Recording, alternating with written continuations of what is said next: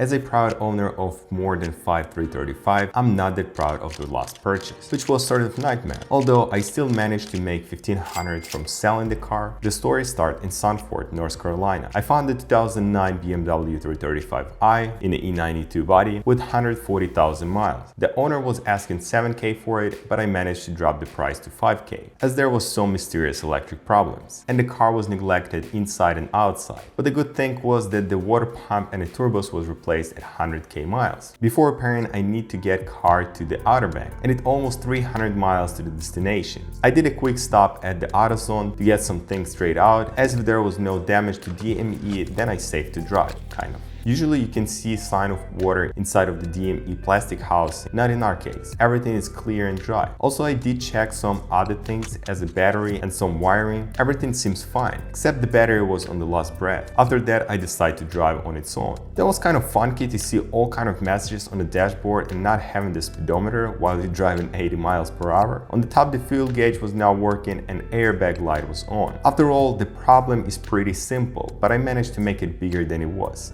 About that one in a minute. As you can see, the interior needs some good care, as the cup holders are stuck open, most of the paint and trim pieces is in the deep scratches, some plastic is missing, driver's side handle is pop out, and the steering wheel is nasty in terms of stack of dirt on it and peeling paint. Also, the hood and headlights in bad condition, but that is pretty easy to repair. You can find most of those videos in the description below. Before anything, we need to manage the electric first. I do have the ESTA, which is huge help, but I messed it up. I forgot to set the latency on the cable, and I had really bad experience as I couldn't read all of the modules correctly. And every time I scanned the car, I would have random communication problem, but I find out a little too late, as it is following. We can end the video here, but if you really have the type of issue, this one will be helpful, as we're gonna do troubleshooting of most common electric issues on this platform. The only thing I want to mention, if you have prior styling model, you also have MSD80 DME. When car running bad, you usually getting misfeed chief failure, as the fact it's easy to repair and they can be tested at home. And if you know how to hold the soldering gun, then you're good to go. After I got home, I went all in. As far as I know, the main power distribution unit or module, which is BCM, body control module, is on the junction box, which is fuse box. I purchased one of the eBay for 40 bucks. And meanwhile, I decided to check the MSD81 DME. Potentially, I thought there could be water damage, which wasn't. The DME housing and unit inside looked like new. The next one was the recall. Allegedly, we have miscommunication and power delivery was the biggest concern. So I went for the positive cable that is going to the fuse box under the glove box. To get to the junction box, you need to remove the cup holders, then glove box itself, undo couple torque screws, remove bunch of connectors, and remove gray cover that is covering the positive terminal coming from the battery. If you see sign of burn connection, you need to order the kit from the BMW, or you can try to contact the dealer and see if the car can be fixed under the recall. After this assembly, I find out that it was repaired as the positive cable was replaced. The gray shrink covered the cut that the dealership makes when they replace the portion of the positive cable. As far as they did remove some of the plastic, I did repaint the trim and did fix the stock cup holders. You can see detailed videos in the description. Also, I checked the battery management and replaced the IBS since it's controlled the power distribution. The right thing was also replace the battery because it can cause all sorts of electric problems as well as misfire. But modules miscommunication is not in the least if we're talking about battery. By that time, I received the BCM, which distributed the power mainly to CAS and NFRM module, and a couple more. After replacing, still none. Same as with previous, no change. Even after coding the module vehicle order, one of the messages that I had on the OBD was the speed sensors, 3 out of 4. So guess what? After replacing them, all of the messages from the dash Christmas tree disappear. And on the top, I figured that my OBD KD-CAN cable had high latency, that's why I had communication message. That is the shame,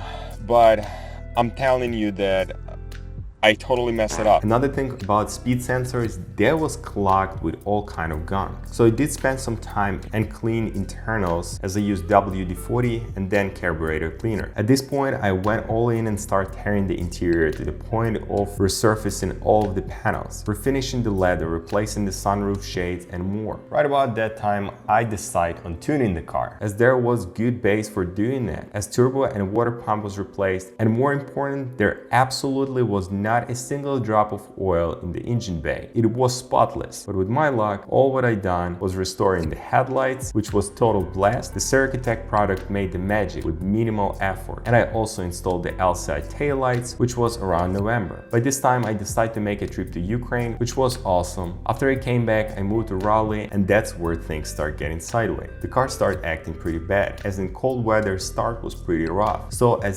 usually, I replaced the plugs and coils. It did help a little, but the combustion monitor still was showing pretty bad numbers, so I knew there was a problem with the leak injector. On the next day, I went to AutoZone, purchased the injector cleaner to at least make it through another month. But my little Beamer said F word to me and died on the parking lot of AutoZone. Now I have crank no start. Check this one in the cards. If you have crank no start, their guide how to get your Beamer back on the road. The troubleshooting was pain, but I fixed it somehow. With having so many troubles, I dropped the idea of tuning the car and decided to sell it. I finished interior restoration, polished the hood, which came out perfect. Don't have much footage, but as you can see, the nasty spot on the hood disappeared. The next stop was injectors, as every time I started the car, it was struggling. So first I thought I will clean them. As I seen somebody did it with ultrasonic, I did the same. And meanwhile, I also replaced the O-ring, couplers. Honestly, it didn't really help, might a little. The cylinder file, which was throwing the code every other day, it did stop doing it, so it was kind of success. On the top, I had Index 7 injectors, so it definitely was the time for the upgrade. I simply found the used injectors, which is not recommended, but I did it anyway, and with that, list the car for $8,900. On upcoming day, I had the first customer that paid me $8,500. At this point, I made $1,500 in profit. If we deduct the parts I replaced when the car died, as high and low pressure fuel pump, mop and muff sensors, spark plugs and coils, and injectors, and some miscellaneous. I know that is not the smartest idea of selling the car, and it was pretty perfect condition after all, but I'm looking forward for another project, and I already got one. For that one, subscribe, like, and see you in the next one.